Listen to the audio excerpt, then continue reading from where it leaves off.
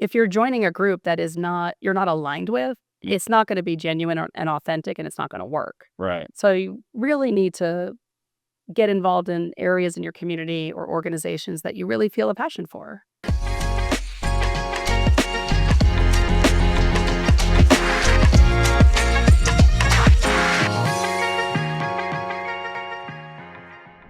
Welcome to the latest episode of Brooks on the Money. I have a wonderful and fascinating guest today, the great Stacy Massar of the Massar Realty Group Correct. of True Home Real Estate. Yeah. That's a very long introduction name there. It is. Yeah. Well, welcome, Stacy. She's an author, a realtor, a mom, and so many other things. And so we're going to talk about all those things today, and Thanks for probably having some me. other stuff. Yeah. Thanks for coming.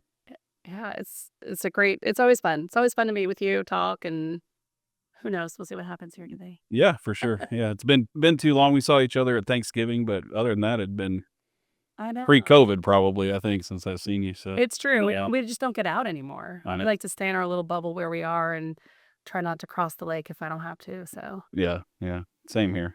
Between here and the house and the office, that's about my distance here is about 10 miles, so I stay within that yeah, most of the little time. comfort zone.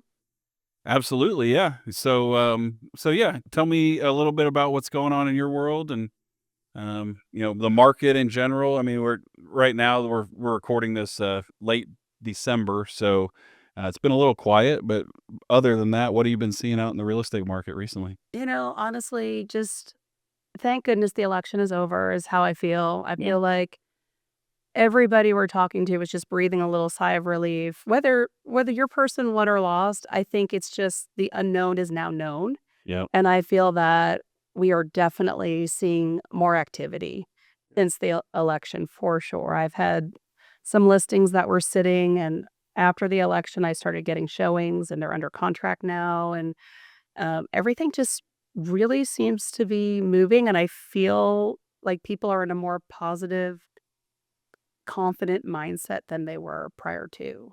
Yeah, I don't know how you feel with the, it was it was a tumultuous year, I mean, like, just there was so much, mudslinging and what's gonna happen with this, and the rates are gonna go down if this happens, and, like, yeah. rates don't change because of who the president is. They do, but it's not immediate, like, "Hey, this president comes in and then this happens." It's their monetary policy, it's the economics that happen after that, and a lot of times it had nothing to do with them one way or another. It could be trailing factors that Right. play into that But too, people so read stuff online, they assume it's true, and then they live their lives by it, which is so surprising to me. yeah, they saw it Like on if I s TikTok, right? right, if I saw on TikTok rates were gonna go down, I'm not gonna not buy the house that I love waiting on TikTok information. So, For sure, yeah. but I don't know, I feel very optimistic about 25, and I don't know if it's just that going into the new year gung ho spirit, but I feel definitely activity is increased. So, Yeah, I think, well, not only are you as a business person gun ho into the new year, but so are home buyers. I was looking at we track our leads very well. And I was looking at historical. I think I have 8 or 9 years of leads by the month. And it's always January, February are always our highest lead months because everybody comes into the market then, yeah, they got their goals and their dreams, and this is where they're going to go. and I love that because I feel like we have so many buyers that are too afraid to, like, reach out and do a loan app because what if it's not good? I'm like, "No, start in January, and you may need to work on things and get ready for a spring, summer market." Yeah. So I love when I hear people are trying to get right on that in January or February, Yeah. because sometimes it really does take them a while to get ready to be a good, solid buyer. For sure. Yeah, it's not that everybody or most people don't come in that day with everything they need, Their Yeah. credit score could be bad, or they're making a job change, or how many money saved, or, if we can solution for it and help them, then they buy within 30 to 90 days from there. But some are 6 months, 12 months, 18 months down the road. And I love to help people get their finances in order to do that. And so hopefully we'll see the same influx of buyers this year that we have in the past, Yeah, I hope so. I really do. I think a lot of people were sitting on the fence just waiting and watching and just unsure, and I Mhm. feel like people are either comfortable now with rates where they're at, like, "Okay, this is the way it's gonna be, Yeah. and I'm gonna buy a house," whether or not I can refinance later, and I Yeah. think that message is maybe finally sinking in. Yeah, we all were spoiled, rates being in Oh the gosh. 4s and 3s and 2s, for a decade, really kinda spoiled all of us from the mortgage and real estate side to every homeowner I talked to, except for the ones that owned a home when the rates were 6, 8, 10, Mhm. 15%, in the 80s and 90s. So, yeah, I think it's become the new normal. I saw the forecast today, and a friend of mine did a bunch of calculations based on all of them and who's had the most accurate predictions over Oh, that's the what's up. last several years. And I want to say it was Redfin. He said he gave them the most accurate award, and they said it's going to be about 6.5 is the rate this year. So while we're sitting at 7 or so on conventional loans today, that's better, Yeah. 0.5% better. And we'll see months where they're lower, but you can't really time the market to say, okay, rates are lower today, I'm going to go buy a house, Yeah. because it just doesn't happen overnight like that. No, it doesn't. You can't always time the perfect house with the perfect rate. No, no, very seldom can you do that. Yeah. Yeah. No, But I think everyone who has what we're seeing on the real estate side for listings is people are not listing their house if they had a 2% interest rate, really. unless there is a drastic need. Like I have a client right now who has to move because mom's moving in. There's no room for mom. So now they have to because it's a life change. Yep. But they are not happy about giving up their rate. So I feel like inventory is still higher, but yet they're not moving unless I feel like they really think they're going to gain something much Yeah. more valuable than that low payment. Yeah, life just happens though, and people move. I think I saw inventories at 26-month highs now, maybe even more months than that. I don't know, but um, it's are you seeing that out there? Is there the Feels inventory? it. Yeah. I mean, when things would sit on the market for hours or days, and now you have listings, like, we have one coming on the market tomorrow, and I just don't know. Like, I used to know, like, "Oh, this will go quick. This is a great house," and Hmm. great houses are sitting. Really? Yeah, and I have found lately, I don't know what is really going to happen because I feel like, "Oh, this is an amazing house. It's gonna go quick," and it sits. Yeah. And then a house that I thought, "Oh, this one's gonna take a minute," is gone in a couple weeks. So I feel like at some point, I'm like, "I'm just throwing my hands up," and we just market everything the same, the best we can, and the buyers in the market will dictate which one will sell and which one won't. But for sure, we're seeing inventory higher, Hmm. and buyers are more choosy, and they're certainly asking for a lot. Are they really? Oh, yeah, like, So, when I'm on the seller side, I'm like, "Oh my gosh, I can't believe they're asking for that," you know? And then when I'm on the buy side, I'm like, "We're asking for everything," you know? So I have to really switch my hat back and forth, and I have to prepare sellers like, "Listen, this is what's going to happen." And then when it does, I feel like, okay, they've been a little bit prepared for it. They're gonna ask for a lot of closing costs. They're gonna come in low. So, and I feel like right now pricing a house is so key. yeah, And gone are the days where you can put anything you want out there and it'll sell. Like, you really have to know what you're doing and where the value is because it's not gonna move if it's overpriced. sure. It's Yeah. just not moving. So how do you have that conversation with a house that's been sitting, and maybe you priced it right up front, but it's not moving? How do you approach a seller to have that conversation? Um, I'm usually pretty fact-based because real estate's emotional. And every seller thinks their house is the best house there ever was, Mhm. and they did so much, and they may have, and it may be a great house, but if a house in the neighborhood sold for 15, 20,000 less and they're not moving on their price, Mhm. it's not gonna sell, and even if it does, it's not gonna appraise. Yeah. So, I usually take the tactic of, "This is how appraisals work, and this is now your new comp, and you're still 20,000 over the comp, and your house is the exact same." So you can either lower the price now and we can get a buyer and get under contract, or you're going to get someone that's going to come in really low. Or if they come in even at ask price, it's going to appraise low and you're going to lower your price anyway. So then we kind of start to have the conversation about what are your holding costs? Mhm. When do you need to be where you're going? And I like to write everything in email because phone conversations seem to be, they pick and choose kind of sometimes what they want to remember. For sure. Um, and I like when I email, I can be like, "Hey, remember when we talked about this?" And even if I have a conversation with someone on the phone, I will go ahead and send them an email afterwards with, "Just wanted to recap what we just discussed," because It's good CYA, right? it kinda is, and also, like, I never wanna be the "I told you so" person, but it's just so much nicer when I can say, "Hey, we already had this email, like, this conversation, and then I sent the comps as well with that email," Yeah.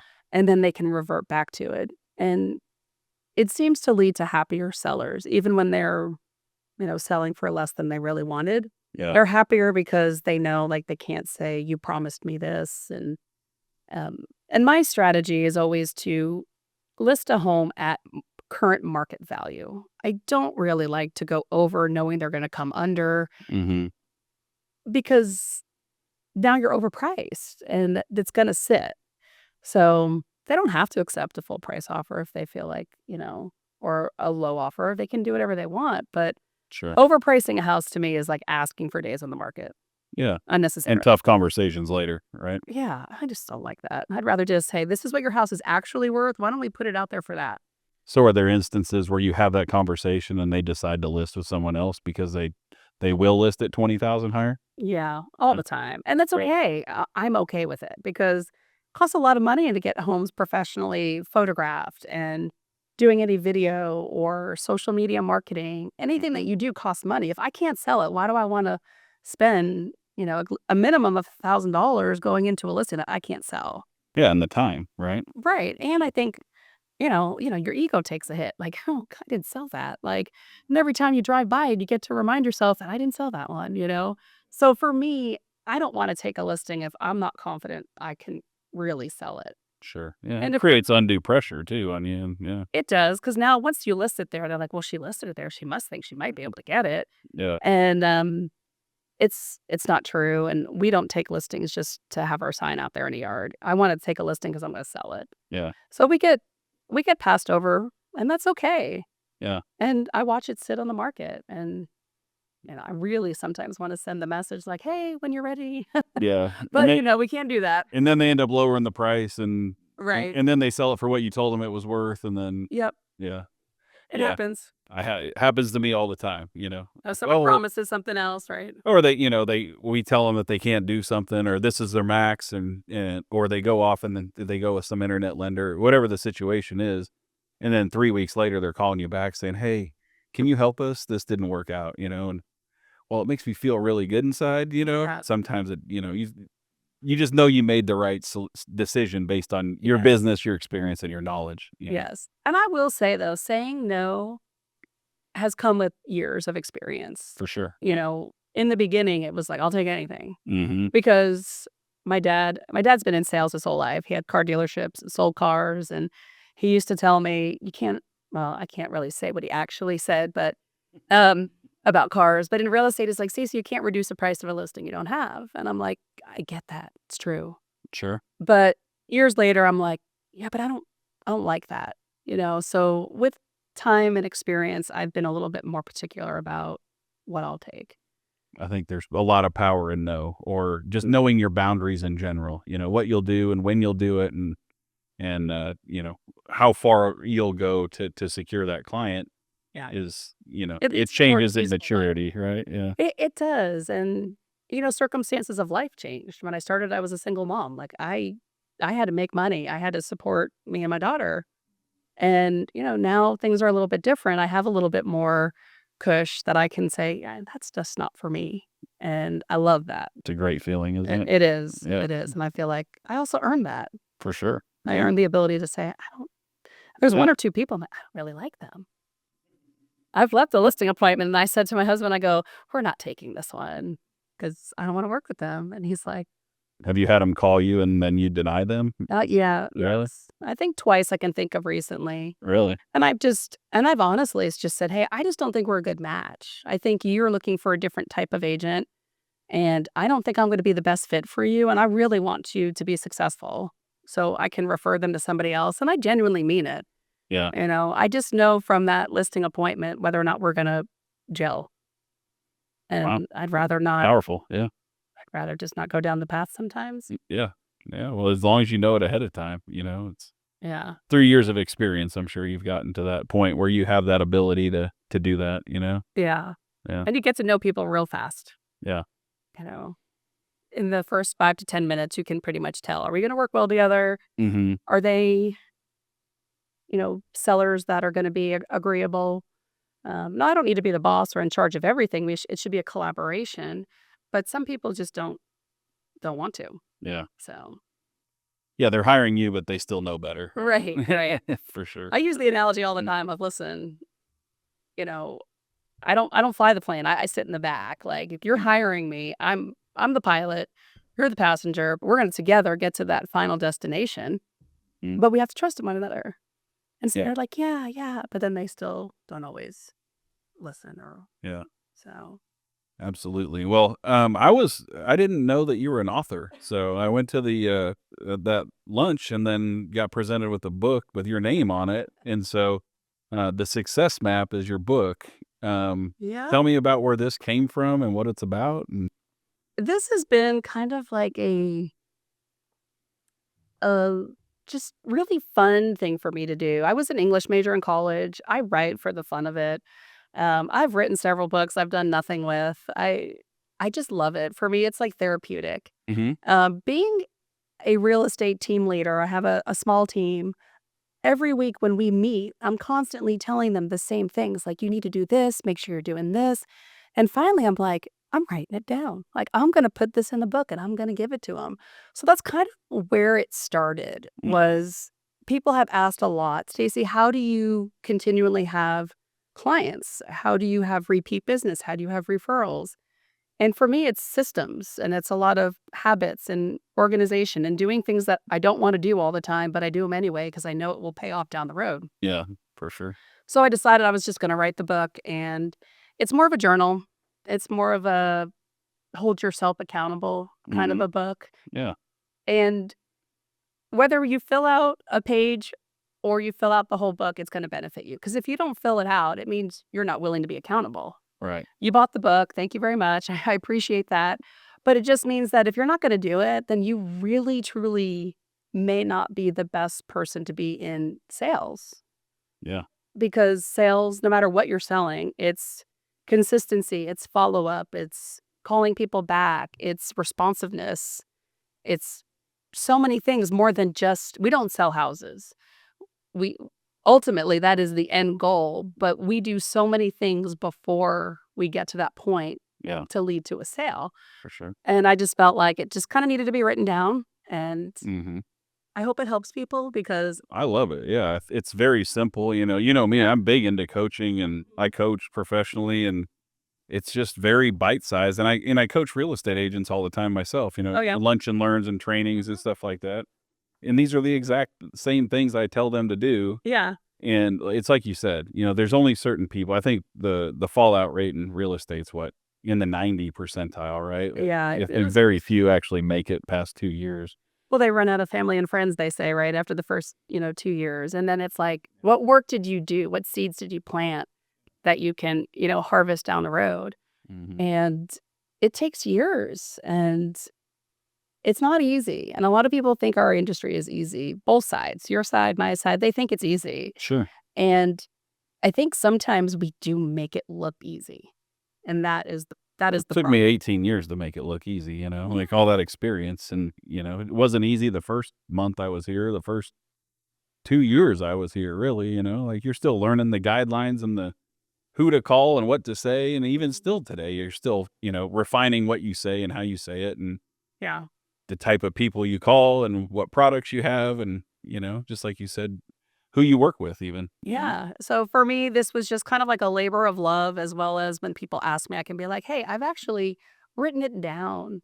And I say that kind of, sarcastically of if you don't fill it out, and if you do, you also know. But if you actually fill out the book, it's for 3 months each book. So you can buy a couple each year if it works for you. Hopefully 4. Yeah. Yeah, that would be great.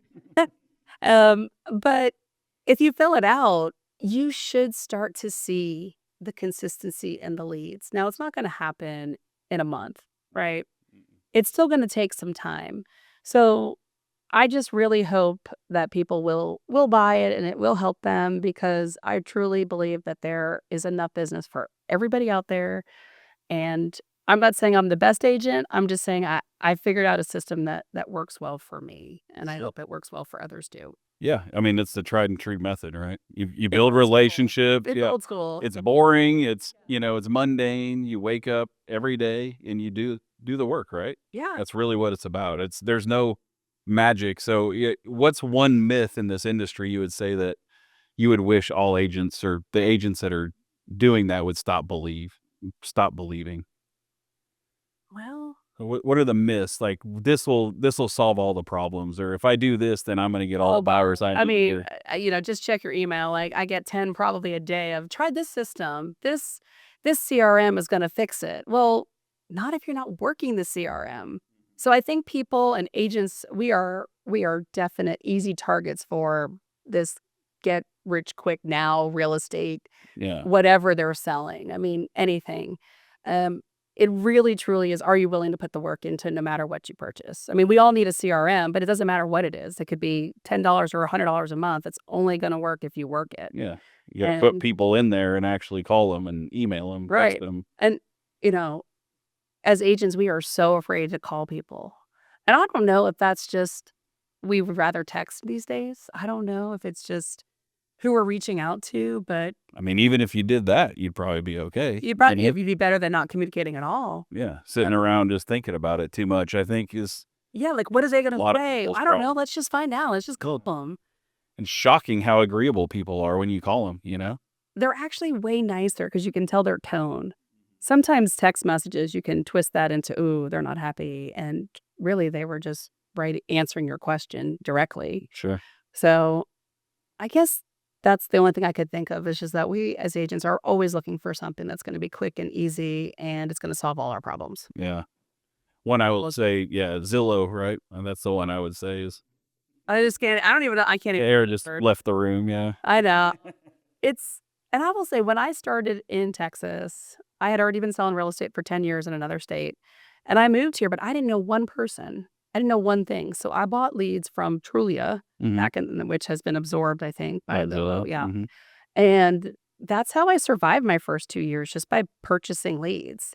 And then I realized after that, oh, could actually just be doing follow-up, and Yeah. that's when I kinda started all of my client referral systems and all the things that I do, but I did buy leads for 2 years to get me started, and then after that, I was like, "I really wanna be referral-based and Sure. or community-based," basically. Well, yeah. So with that, what do you mean community? Do you get involved in local associations, or what do you mean community Yeah, based? so I've always been very involved with my daughter at school, and I've sold several houses to teachers or office aides or just because they see me and they'll be like, "Hey, how's the market?" And then Mhm. I'll talk to them. And then, of course, I follow up because, again, you have to follow up. Yeah. Um, and then I've joined several organizations. I'm a Rotarian. I'm in our Rockwell Rotary Club. We meet every Thursday for lunch. Okay. It's people are like, "That's a lot." I'm like, "Well, I eat lunch every Thursday. I Yeah. might as well eat lunch with other people in the community." Yeah. That own businesses and are Mhm. involved and know And people. And you would be surprised how many people and I always get there early because when people come, that's when they wanna talk. yeah. So, they ask all kinds of questions about real estate.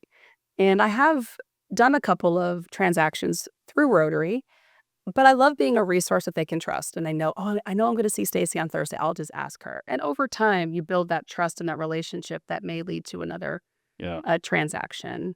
Yeah. I think a lot of people join those organizations and they think just by joining that they're going to get business. And Right. it's not the case whatsoever. It's It's not. it's just a We're community you're paying to be a part of, and then you yeah. got to be involved. You got to show up. You got to I mean, become we're a friends. Like service-based build a organization. relationship, right? So when we're, like, bagging carrots at the food bank, we're talking real estate. But we're doing good in the community, and we all have the same mindset of we wanna help other people, and I think if you're joining a group that is not you're not aligned with, it's not gonna be genuine and authentic, and it's not gonna work. Right. So you really need to get involved in areas in your community or organizations that you really feel a passion for. Yeah. So otherwise, you'll you'll feel disingenuous and Well, you'll just stop going, right? yeah, Yeah. that's true, and Yeah. the referral groups were also not for me because I felt I had been in a couple of them over the years. Like a networking group kind of Yeah, thing? and I just felt like, "Oh my gosh, if I don't give a referral, like, I'm gonna get in trouble," and next thing you know, you're just passing people's names and numbers that aren't actually referrals, but you're doing what you're supposed to do in the group. So, for me, that didn't work. I couldn't do that anymore. Just Yeah. again, I don't wanna pass bad leads. Yeah, I've never been part of one of those before. I just never thought it would be, like, my speed. I don't know. Like you say, just it's very disingenuous going to that and just Yeah, giving a lead to give, right. 'cause it's not really.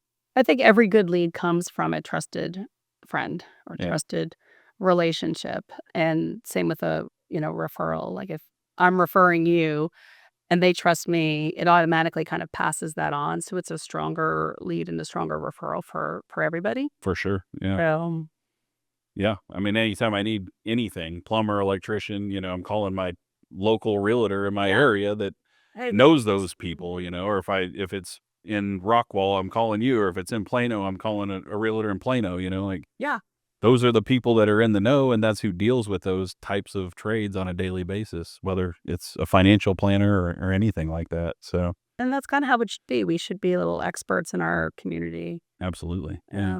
But That's it. then we That's a huge also win for you and to have those conversations, 'cause when you're talking to your past clients, they always need something, right? always, always, and I love when they reach out. Yeah, And my favorite message is when they send me pictures of updates that they've done, and it's like, "It's been 3 years, and I'm getting a picture of somebody's kitchen," and I love that because they know that I really do care, and sure. when I do sell a house to a buyer, I'm very clear of, "I want this listing back when you move." I make that very known. So when they're picking a house, I'm like, "Hey, just let's talk about this because I'm assuming that I'm gonna list this house when you move." Yeah, And they all kinda look at me and I'm like, "Well, you gotta ask for it, right?" But and you're gonna move. this is an upstairs master. I'm just letting you know this is harder for me to sell down the road, and if you have to go because a family member's sick, this is gonna take a longer time. So when we're buying a home together, we're also pre-planning the sale, and I think that's a different mindset than maybe some agents talk about. For sure, yeah. Yeah, Yeah. I mean, that's not they just a lot of them just wanna get the sale, and it doesn't matter, they're not worried about their well-being or their long term or what they're gonna do in the future and when you sell it, but yes, backing up to power lines, busy streets, things like that, like. I had a listing that literally I could see the President George Bush freeway from the back, Mhm. and I remember going, "Who sold them this?" Like, Probably and probably bought it during COVID, right? oh god, I don't remember, it was so long ago, and I was so frustrated because I was happy to have the listing, but I walked into somebody else's bad decision, I felt like, and maybe that was all they could afford at the time, Yeah, but if I was showing them that house, I'd say, "Hey, listen, this is gonna be a problem," yeah, and I would hope that maybe they would have chosen a different one, but sure. I do feel like when you are helping someone, you need to Well, instill they don't know confidence. better, you get all the people you're from California, right? And all the people from California move here, and they're like, "Oh, I want a west-facing backyard." And you're like, "Well, you do in California, but you don't." You're gonna melt here. You're definitely gonna melt. Yeah. I just had that conversation today. So I did sell for 10 years in San Diego before I moved to Texas. Mhm. But I'm originally from New Jersey. So I mean I want everyone to think I'm a full Californian. So Yeah. yeah. It's got a stigma here these days. Um, but I will say we've gotten a lot of the best Californians. We've got a lot of great ones that came. Yeah. Some of my clients, they call themselves political refugees, and they just really are here because they believe in what Texas is, and I love that they're here for that. Yeah. So, I do Good. feel bad that as a whole, the state's got a bad rap, but Yeah. Well, they can fix that if they wanted to, but they could. I do it feel like the good ones got out, right? The ones who don't agree with our way of thinking are still there, I hope. yeah. So, Well, I guess they can't fix it if all the proper thinking ones are in Texas that's now, true. so, We took yeah. the good ones maybe, but yeah, so there's definitely a lot of difference in selling in different areas in different states, and I love that I have a little bit of that background. I got quite a few of the Californians. Yeah. Good. I was a little too slow to come up with the whole like Facebook page. I just Yeah.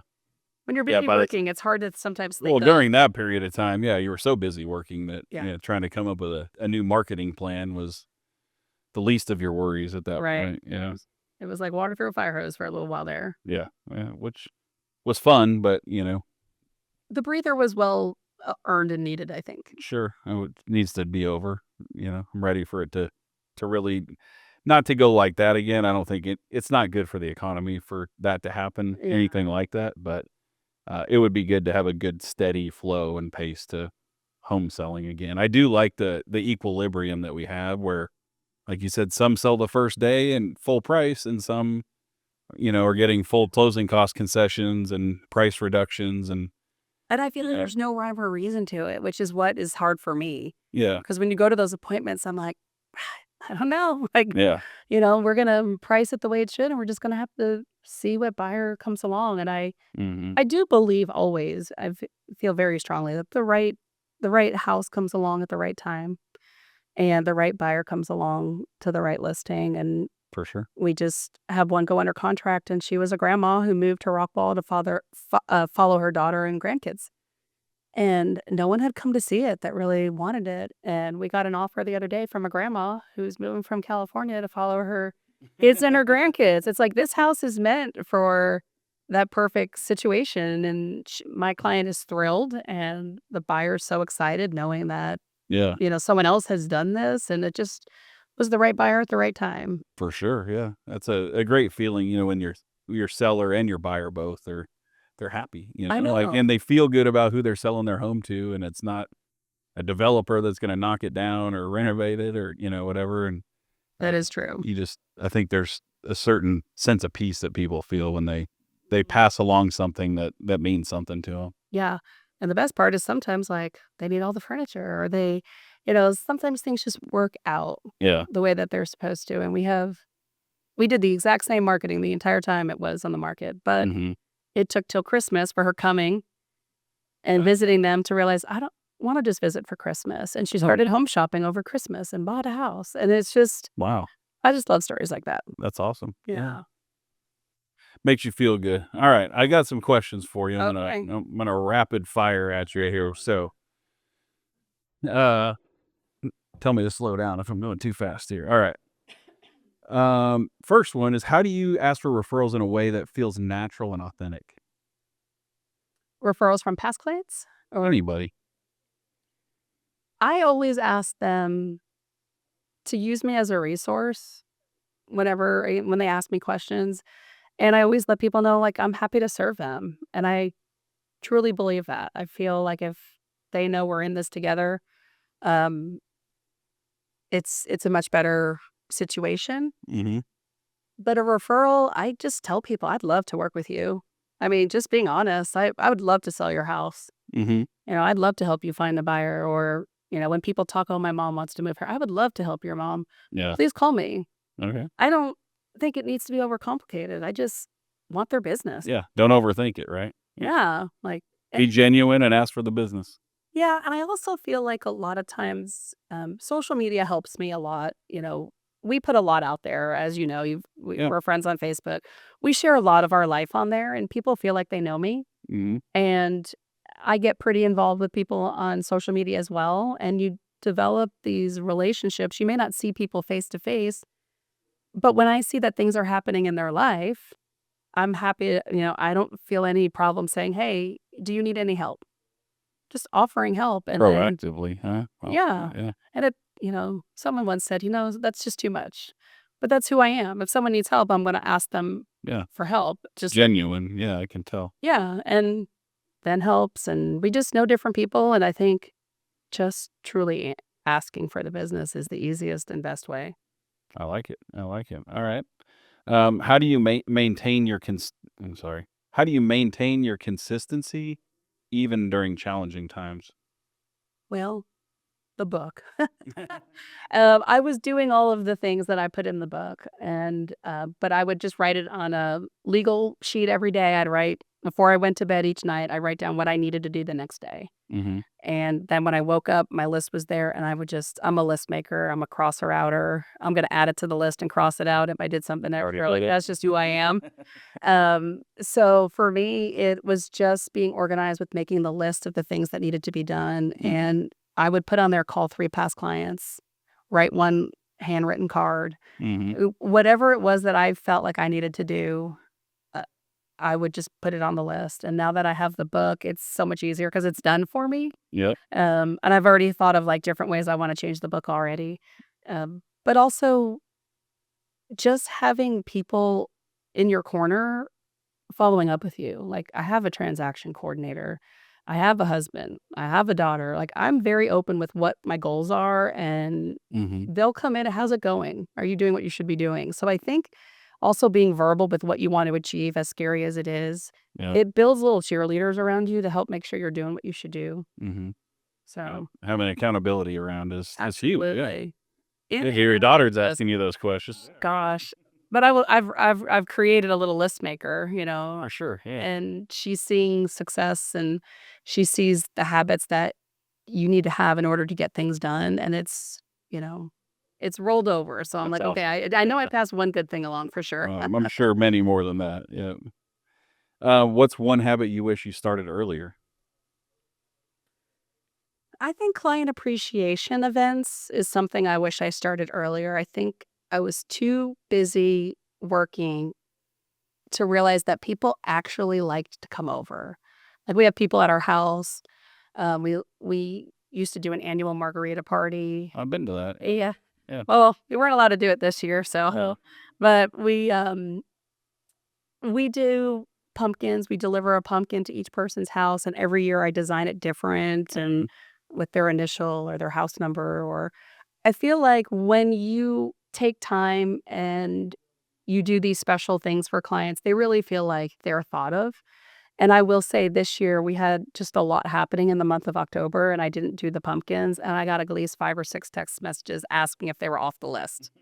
And I was like, "Oh, goodness." So I'm gonna come up with something good for Valentine's Day, but I wish I had started it sooner because I didn't think people wanted stuff from me. Like, why do they want I'm their realtor. Why do they want a pumpkin? Why do they Yeah. would they really come to my margarita party? Like, I just didn't think it was gonna have the effect it had. So I do wish I would have started sooner.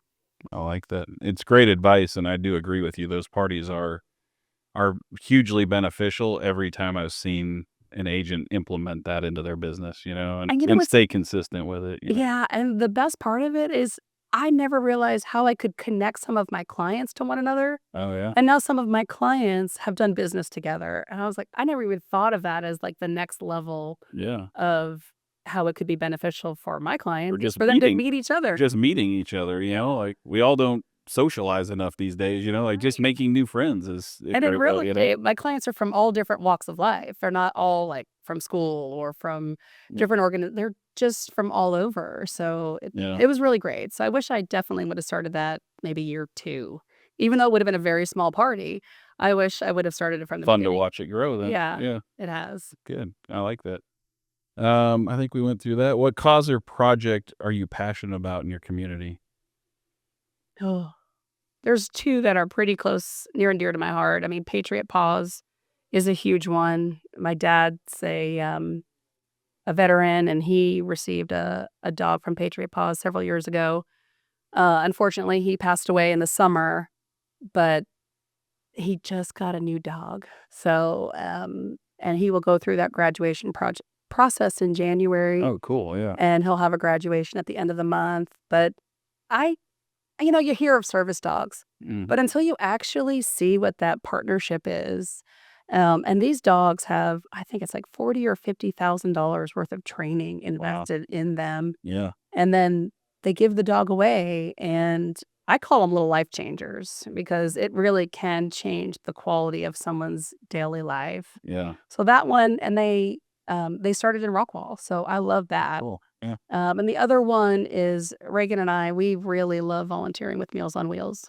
It's just, there's homebound seniors, Mm, and there's a lot of people that they're forgotten, mm, because they stay at home.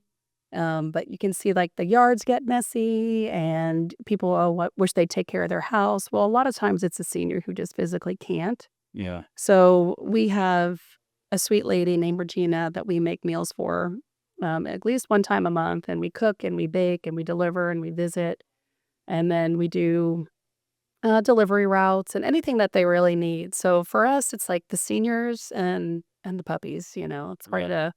hard to beat those two. That's awesome. Yeah. I love both of those. That's fantastic.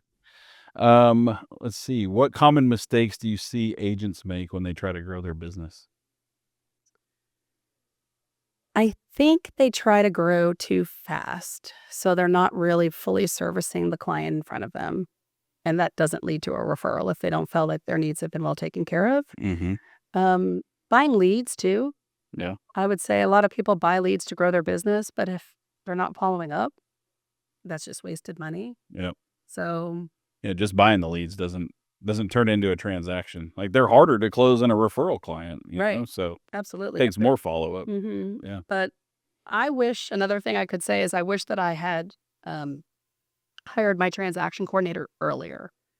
I was too afraid to let go, Mm, thinking nobody would care about my business as much as me, and I yeah. had to do it all, and then I didn't realize that by letting go it was slow, but when I slowly let go, it actually opened up more room to be a better agent instead of micromanaging dates and paperwork. Yeah. So, I wish I had done that sooner for sure, and I think agents who are trying to do everything themselves because they don't wanna spend the extra several $100, Yeah. that's a huge mistake. Like, Sure. your business won't grow the right way without another set of eyes double checking everything. Absolutely. And just learning delegation and Yeah, management in general is big, and yeah.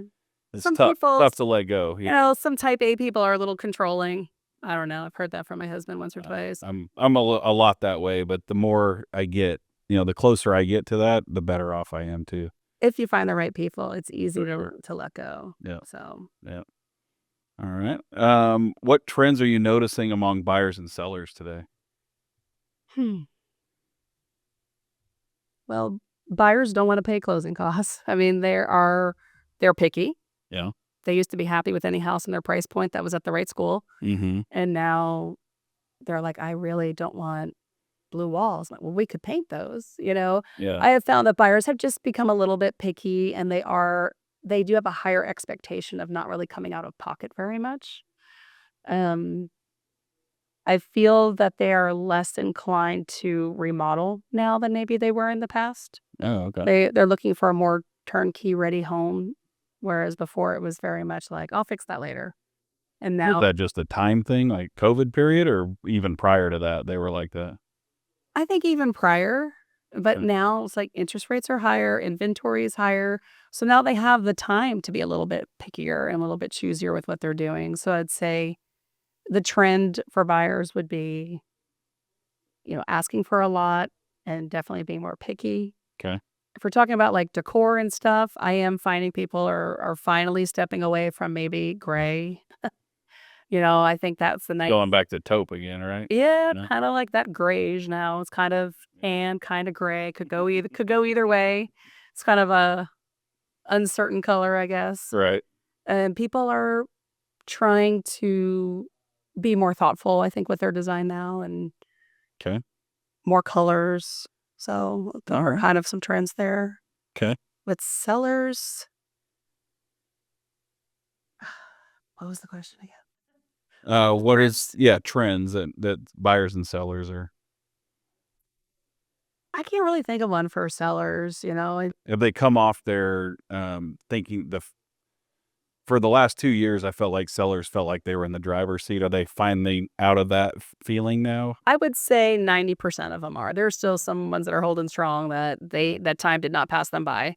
But some of them just missed the market, and that's, plain and simple, it happens, you Yeah. know? Um, but other than that, a lot of sellers seem to be willing to get their house ready still for the market, which is a good trend, Yeah. whereas during the COVID years, it was like, "It is what it is, they'll buy it anyway." Yeah. So I feel like they're taking a little bit more care and concern with what they're presenting to the market. Painting those old walls and Yeah, fill the hole. freshen it up a little bit. Unit. Yeah. My big thing are windows. If you have dirty windows, to me, it's like you're walking into a dirty house.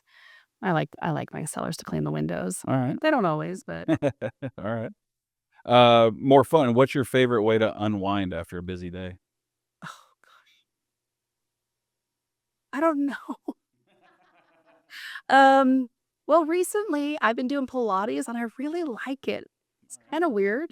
Yeah. In My a way. sister-in-law does it. She loves it. Yeah. Yeah, like it's kind of nice and it's still hard, And other than that, as a family, we watch movies a lot. Like, Reagan loves watching movies and she loves music, so she got a record player, so now we're kind of record collecting, and while we're, getting ready for dinner, we'll always have a different record on, so that's been kind of fun the last, I'd say 3 or 4 months we've been into this record gig. Cool. It's really cool. Yeah. I never had a record player as a kid. Yeah, I don't think I did either. I think I was the boombox era.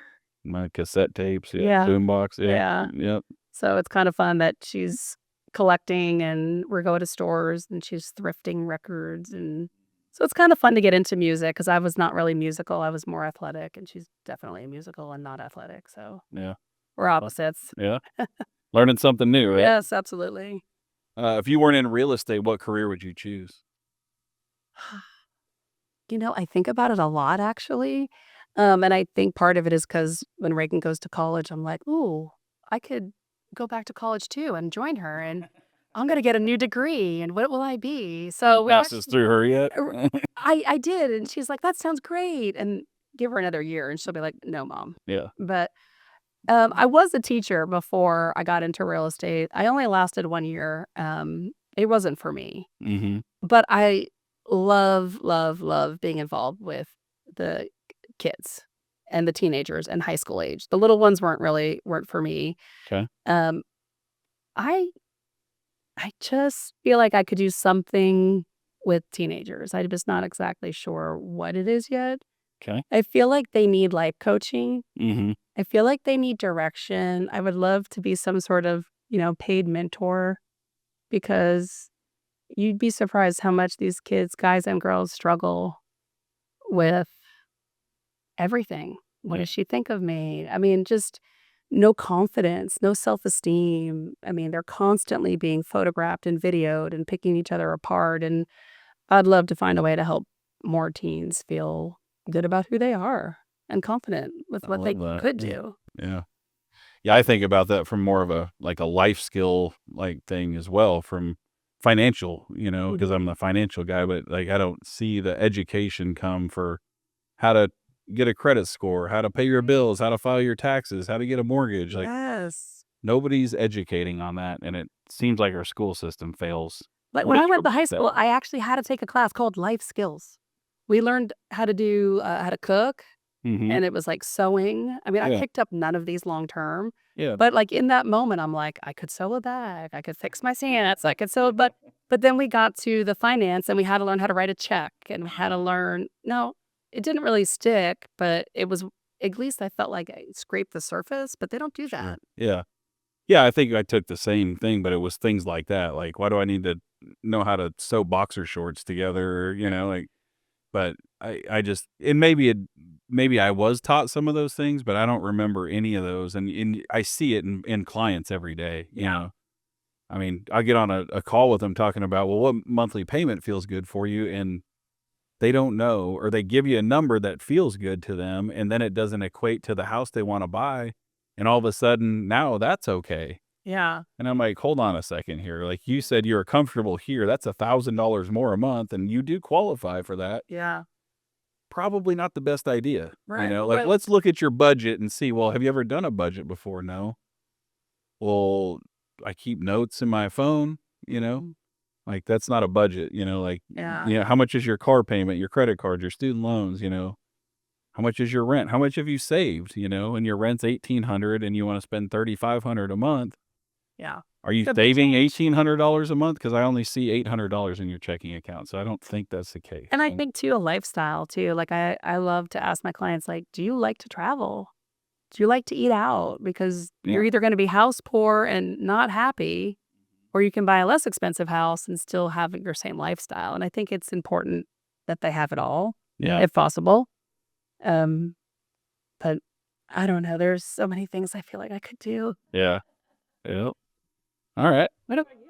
That's a good question for you. What would I do if I wasn't in real Yeah, estate? at all. I'd probably be a bartender in, some island somewhere, Oh, okay. yeah, I don't know. If I was here in everyday society, I'd be probably in real estate though, like development of some kind, or Yeah. um I don't know. That's what got me into the business in the first place, was I wanted to be in the development business, but I didn't know really at 24 years old what that meant. So Right. I became a warranty manager for Lennar, and that was not development for sure, but it was adjacent to it. So that's what led me here over time, and Interesting. so I didn't thankful for that. But it was an eye opener into the career that I did not want to have for sure. Right. Yeah, That was me with teaching. yeah, I like kids, but this isn't for me. I needed a little bit more freedom, but yeah. I think I could change my answer. I think if I could actually get paid to write, I would. Okay. But Yeah. it's How's not that going so far? Is that working? it's not gonna pay any bills. Oh, it's not. No, no. I mean, this was really It's on Amazon if anybody wants to. yeah, Yep. all you just have to Google my name, but Yep. it's one of those things where it wasn't meant to be a New York Times bestseller by any means. Yeah. It was just something I wanted to, like, check it off the list, but I think I'm in 25, I'm gonna say it out loud, I'm gonna actually publish a real book about something that I am passionate about, and I've not done it for a really long time because I felt like the book didn't have an ending, Okay. and I feel like we're there.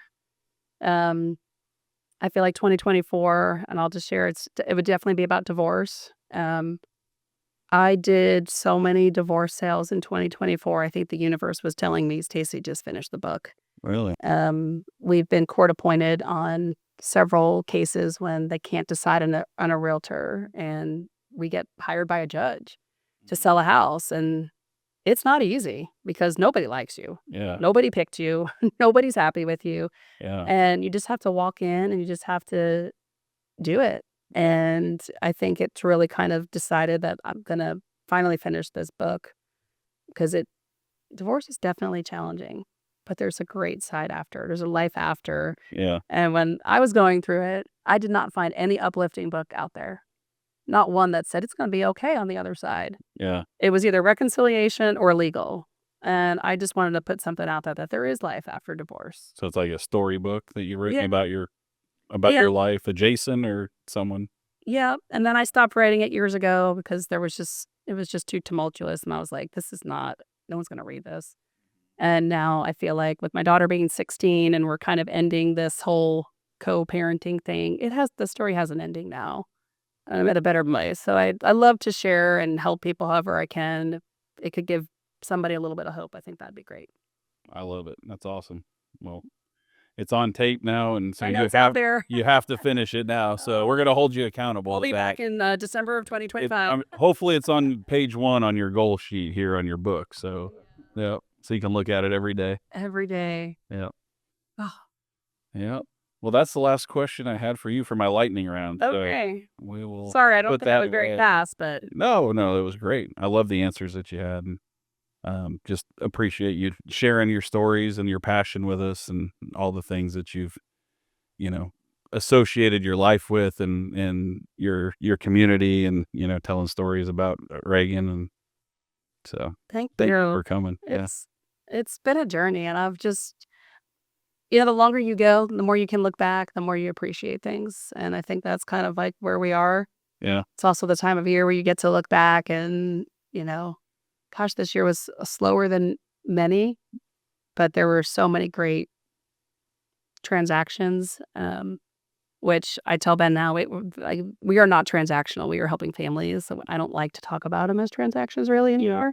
There's so many great stories of people that we've helped them get to their next step, whatever it will be. yeah. So a successful year in spite of maybe less numbers, right? Right, fantastic. Well, yeah, I mean, I think the volume for this year is at the lowest level we've seen since the '90s. So nowhere to go but up, and I think we've lost a lot of our competitors in the business, which is good for all of you that run a professional business, and do things the right way. You're going to only see more success come out of it, and especially doing it the right way, and doing the right thing. So appreciate you sharing your story with us No today. problem. Thank you. Absolutely. Thanks for having me. Wonderful. Well, thank you for coming, and hope to have you back sometime soon, especially with your next book when that comes out. Yes. We'll definitely have you back I'll on. mail you a copy. All right. Sounds good.